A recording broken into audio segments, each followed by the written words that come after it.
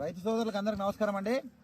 నమస్కారం అన్న. నమస్కారం అన్న. ఏం పేరు అన్న మీ పేరు? నా పేరు గౌడప్పగౌడ. గౌడప్పగౌడ. ఏ ఊరు మీది? ఇటుకల గ్రామం. ఇటికల గ్రామం.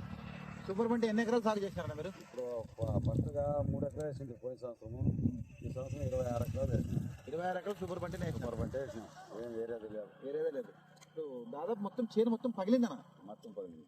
మొత్తం పగిలింది. ఇంకా 2 ఉండవు, ఇంకా 4-5 ఉండవు. ఇంకా అంటే 4-5 కాయలు అంటే పైన కాయలు మాత్రమే మిగిలిపోయినాయి మీకు అంతే.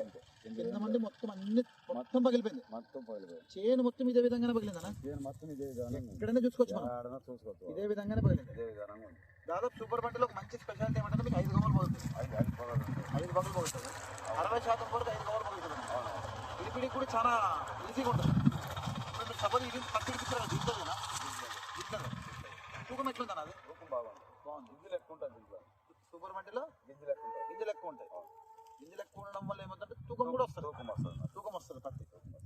ఇప్పుడు దాదాపుగా మీరు ఇంత పగిలింది కదా, ఎకరాకి ఎంత వస్తుంది అనుకుంటున్నారు మీరు? ఇప్పుడు 10 క్వింటాలు వస్తుంది అనుకున్నాను. ఇప్పుడు ఇడిపిస్తే 10 క్వింటాలు వస్తుంది ఎకరాకి.